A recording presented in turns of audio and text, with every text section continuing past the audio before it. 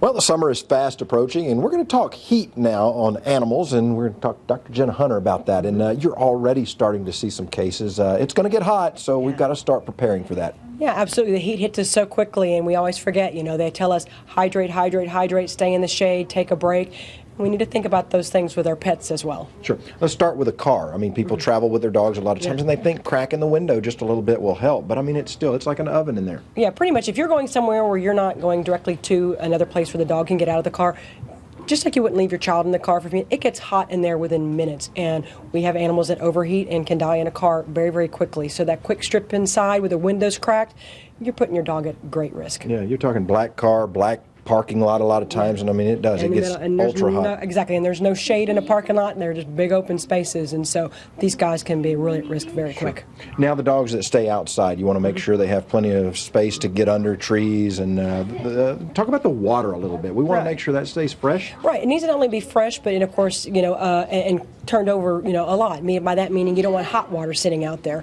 And so sometimes when you have big dogs, a lot of tricks for keeping the water cool is you take your old milk jug, fill it with water and put it in the freezer, and it makes a big giant ice cube that you can put in on a daily basis. Keeps the water cool. Keep the water in a shaded location.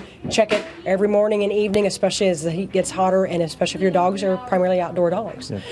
Let's talk about now the dog has reached an area where he's heat stroke level. I mean, what do we do and what signs do we look for? Yeah, absolutely. And what you got to look for with a lot of dogs is they've been outside and suddenly you see that they're getting a little bit tired. They may start panting a lot more. It gets a thicker saliva in there. And you may even see that they're kind of just collapsing down, whining, and even throwing up.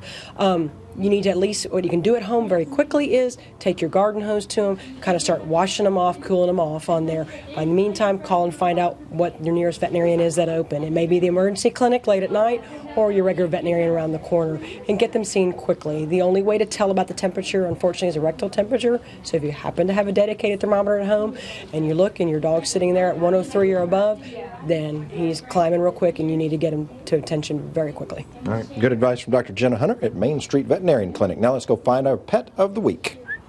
Here he is, and you'll never guess where this one was found, roaming the halls of Lumberton High School. Nothing wrong with wanting to learn, I guess.